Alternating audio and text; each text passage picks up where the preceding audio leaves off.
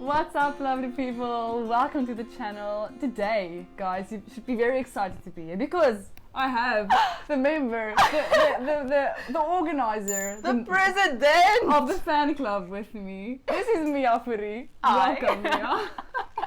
Will you introduce yourself? Tell us a bit about yourself. Okay, so I am Mia. Yay! I am Mia. I'm studying BA Drama with Grete at Stellenbosch University. I'm the eldest of 4 kids. I'm Lovely family. Thank you. A mega extrovert. I love all things Disney. I love singing. What else? I'm passionate about Jesus. Woo! I mean, yeah. What else do you need in life? I mean, that's enough. That's all. I mean, yeah. So yeah, guys, today we're gonna chat a bit about, this is part 1, by the way, not 2, part 1 of our just like chatting about singleness video, basically, and what do you do with your time of being single, your singleness season. There we go. Yes, love it. So yeah, so I'm just gonna jump right into it and just share with you something that the Lord has literally put on my heart like this week, which was so cool. So yeah, let's just go. Okay, so the Lord dropped this phrase with me, women of valor, okay? Becoming and being a woman of valor. I was like, what does valor mean? Valor, okay, and I googled valor and it was like, yeah, brave, courageous, war, and I was like, not so much the vibe we go for. But anyway, and yeah, then I googled women of valor and I came across this very cool, like, thing that this woman wrote. It was amazing. Anyway, and she explains it as being a woman of strength, and the Hebrew for it is Eshet of Aishet Kayil. I don't know how to pronounce that, but stunning. Yeah. And yeah, so it basically means a woman of power, or powerful woman, a resourceful woman, an effective woman.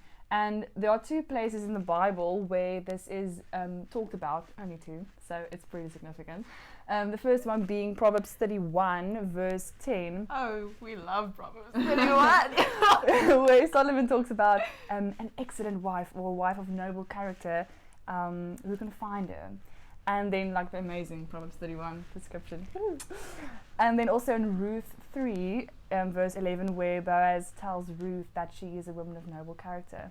So yeah, Mia, do you want to chat a bit about just your thoughts on what do we do with our time as being single and how do we use it? I actually want to, this is a bit for those of you who've read Captivating. Oh. When Grete first told me, women of valor, the first image that, let's go, popped into my mind was that part in Lord of the Rings where Frodo was stung by the evil, sword, and he's dying, and the lady elf, whose name I can't remember at the moment, she comes and she's like, I'll take him. And then they're like, no, and she's like, I'm a foster rider, and then she saves the day and she rides off with Frodo on the horse, and it's so cool. And then that part where she's at the river and she's on this side of the river and the bad guys are like coming for her, and she starts interceding and the water just makes them all flow away, spools them back. Yeah, so that's immediately what came to mind for me. Is yes, our roles as women, more specifically in this video, what is your role as a single lady? Yes.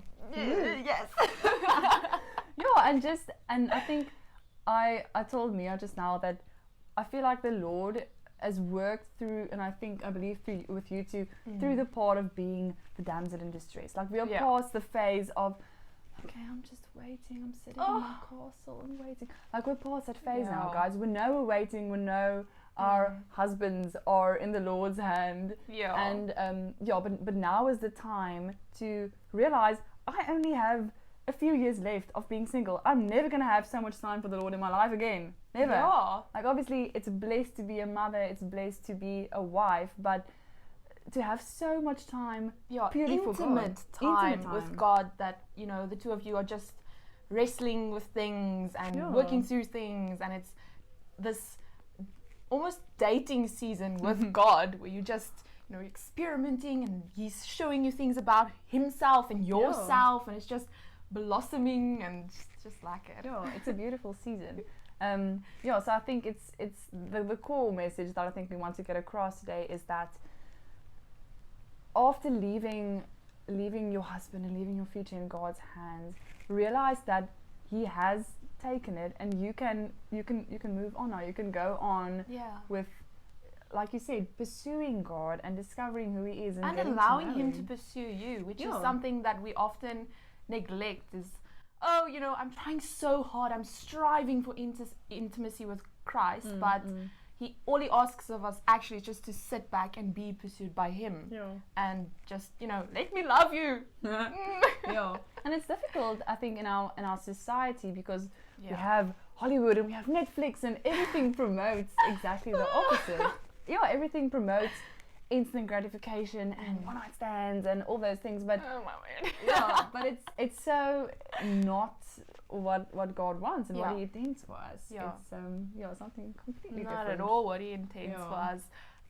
Something that I always remind myself of is that everything on earth was made with the purpose to reflect something about God. Sure. We don't see something and then we as humans go, oh, this is like two birds building a nest, is a metaphor for this, and therefore we can compare God to that. Whereas no, it's not. He made it that way to show us something about Himself. So relationships that's supposed to be a different way of Him showing us a part of His love for us. But you first have to go to Him. You have to know Him to fully know how to to discover, to really have that enriched experience of what a relationship is and what singleness is and the purpose of life. And like you said, if He is like the ultimate archetype of having a relationship and of being and knowing someone, and like you said, until you understand that, actually, how can you see Him in anything else if you don't know Him on a personal level? I think. Oh, that's beautiful. You're not going to know how to love if you haven't allowed yourself to be loved and to experience love. You're not going to know how to give that to someone else. So the ultimate source of love. Back to the topic of the damsel in distress phase. Something I often tell girls who are still in high school or who are younger than I am, so I have a very specific outlook on high school relationships, which you will hear about in part 2. Next week. Yes. Is that you can't, in a phase of your life, high school specifically, being still in your childhood years, you have only a certain amount of independence. You have school, and then you have your extracurricular activities, and you have friends, and your life is in boxes, and you only have a certain amount of independence. And that also sometimes depends on how much independence your parents are willing to give you, how much independence you are ready to have in your life, those kind of things. And jumping into a relationship with someone of the opposite sex immediately at such a young stage, not having the foundation of being in a singleness season with Christ and walking with Him, it kind of messes up the flow of things a bit, in my experience anyways. And you haven't truly discovered your identity. So you only have this amount of independence, and then you give half of it to someone else because you're supposed to be in love with that person. And then you get to your late 50s and then you have a midlife crisis because you never truly experienced independence. True. Very true. So seasons of singleness are very important. And definitely, what do we do with our singleness? Am I going to sit around and just, I'm so lonely, I have nobody, and I don't know what to do. And especially if you look at what the world promotes about singleness, it's like, oh, you know, singleness This bad is a bad thing, and you're lonely. Yeah. Or the flip side of having them go way too radically, you're like, oh my gosh, you're single, you can just do whatever you want with whoever you want, and you can just go a bit mal. Recklessly. No. So it's very, very important to take your season of singleness and lay it at God's feet and be like, what do you want to teach me? How do you want to equip me for my relationship with my husband one day, or different relationships according to God's plan for your life? Yeah.